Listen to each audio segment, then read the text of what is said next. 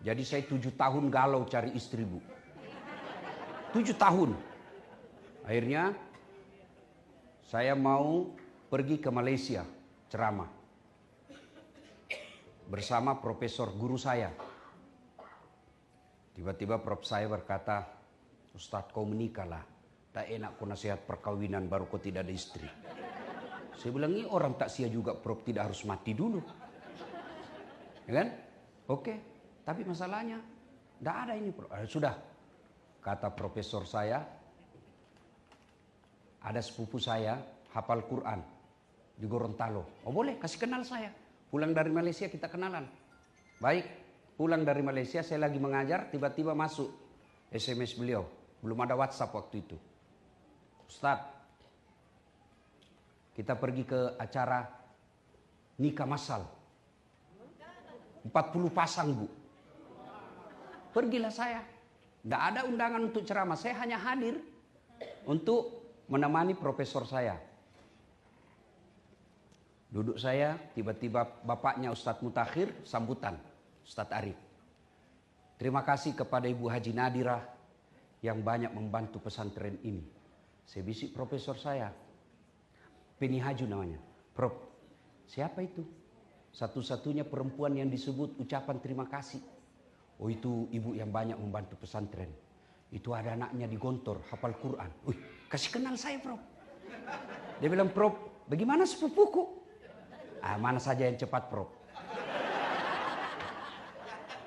Ini kisah nyata saya, Bu. Ya, sudah, saya kenalan sama itu ibu hari Sabtu, hari Ahad. Jumat, saya khotbah Jumat bahas tentang kecemasan dalam hidup, sangka buruk kepada Allah. Selesai sholat sunnah ba'da Jumat, saya merenung, saya kena ceramah saya ini. Sudah, saya putuskan pergi melamar. Saya telepon ibu saya, "Mak, melok kalau letu, saya mau pergi melamar." Nikah? Siapa? Ada, penghafal Quran ini. Napuji moko kah? Dia suka kamu kah? Makanya mama doakan saya. Ilo doangan nak, bukanlah. Pergilah saya bilang sama sopir saya, "Kau tahu Limbung?" "Tahu." Kita ke sana. Sampailah saya di sana. Begitu saya masuk rumahnya, saya naik ke lantai 4, saya ceritakan, "Bu, bolehkah saya cerita rahasia?" Padahal baru pertama saya ketemu di acara itu. Itu ibu yang jadi mertua saya sekarang. "Kenapa?" "Ada rahasia ini, Bu. Saya malu kalau ditolak kan. Ya kalau cuma berdua hanya dia yang tahu." Ceritalah saya berdua. Sudah cerita siapa saya, cerita-cerita. Lalu saya sampaikan, waktu itu belum ada YouTube saya. Belum ada akun saya. "Bu, saya dengar Ibu Haji ada anaknya di Gontor 2 penghafal Quran." "Oh iya, ada itu anak saya. Alhamdulillah." Langsung saya bilang, "Bu, saya ini niat Ibu Haji, saya mau lamar anaknya Ibu." Apa kata ibu itu? "Alhamdulillah, doa saya ketika umroh diijabah Allah." Memang ketika saya umroh saya berniat berdoa di depan Baitullah, "Ya Allah, kalau ada orang yang suka anak saya dan baik agamanya, saya terima." Langsung dalam hati saya, aman. Bagus agama saya merasa baiklah agama saya ini. Karena saya penceramah. Kalau dibilang baik kerjanya, saya mundur. Lalu dia bilang, "Cuma anak saya ada 2, Ustadz. Yang mana?" Saya bilang, "Terserah ibu yang mana. Cuma kalau saya tidak ada masalah, Ustadz. Cuma kan saya ibunya, masih ada bapaknya. Bapaknya ada di Singapura." Saya bilang, "Jadi bagaimana?" "Tenang Ustadz, soal bapaknya saya punya urusan." Dalam hatiku masuk gigi 2. Ya kan? Sudah amat situ. Udahlah. Lalu dia bilang, "Ustadz, lihat dulu anak saya. Lihat dulu." Saya bilang, "Enggak usah Ibu." "Kenapa?" Nanti Ustadz tidak suka." "Enggak usah Ibu." "Kenapa saya tidak perlu lihat?" "Karena saya lihat fotonya bapaknya gagah." Di ruang tamu fotonya bapaknya cakep. Mamanya depan saya juga cantik. Saya bilang, enggak jauh-jauh lah dari sini nih. Kan? Buah jatuh tak jauh dari pohonnya, ya kan? Kecuali yang dibawa kelelawar, ya jauh itu dia. Nah, Ahad saya melamar, Ahad saya kenalan, Jumat saya melamar dan menikah setelah hari Ahad berikutnya. Tidak pacaran sampai sekarang, kita saling menghormati. Coba lihat anak-anak kita sekarang. Masih pacaran sudah panggilnya papi mami. Itu yang ibu mau. Nah, ibu bapak, saudara-saudara sekalian, istri saya itu bu, Allah karim. Saya hebat begini bukan karena saya hebat, karena istri saya. Mana bisa kita ceramah kalau istri kita teror? Mana bisa saya ceramah begini, begitu 5 menit sebelum tampil dia menelpon, pulang kau. Pulang. Pulang.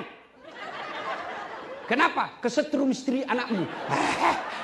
Itulah fungsinya istri. Memberikan ketentraman jiwa.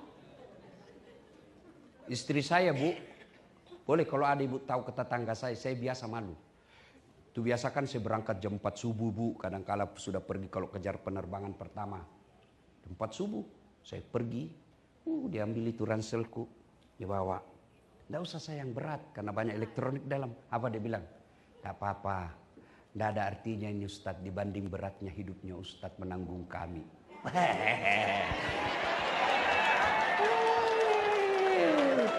Masya Allah. Saya naik mobil, itu pasti dia cium dulu tanganku.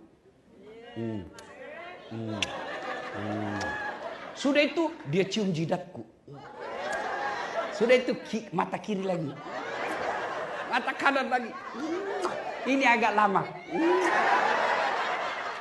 Allah karim. Wallah Pak. Tiap hari semalam menikah. Meskipun semalam saya bertengkar. Pasti itu. Biasa saya malu-malu sama tetangga sama sopirku. Sudah itu cukup? Tidak. Dia usap dada saya. Lalu dia bilang, Ustadz, ridhoi saya. Meskipun semalam saya bertengkar. Bohong saya kalau tidak pernah bertengkar. Pernah juga.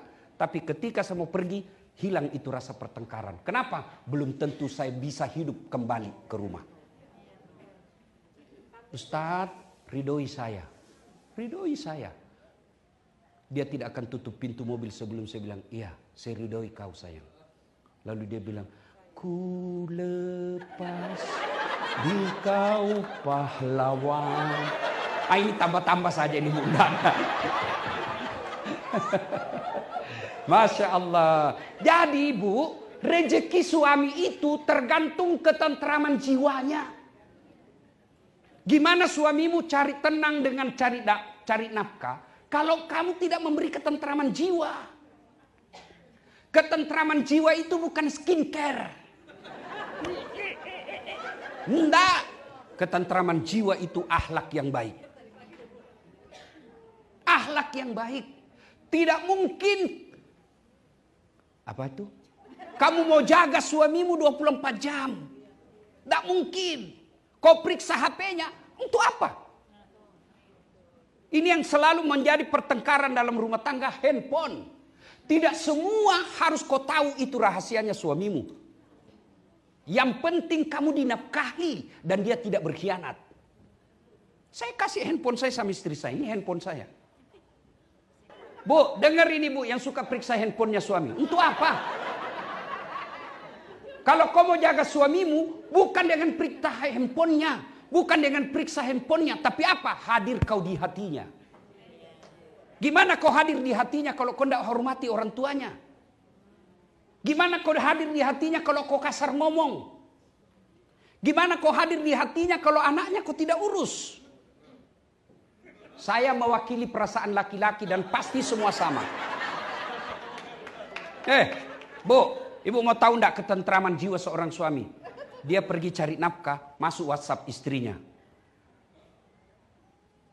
Bang, ini saya lagi ngajar hafalan Quran. Anak kita, alhamdulillah, ini si bungsu sudah Iqra 2. Itu suamimu dalam hatinya.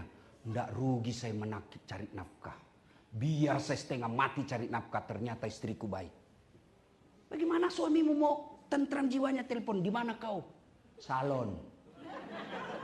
Di mana kau? Di mall. Di mana kau? Lagi jogging. Di mana kau? Hai, banyak sekali tanya-tanya ini. Pulang di rumah, mestinya sudah siap makanannya, tidak kusiapkan.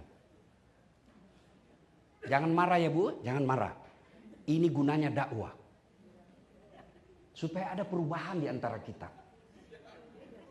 Kalau orang kaya, mewah rumahnya, apa aja bisa dibeli, tiap hari bertengkar, paling tidak hartanya tertukupi.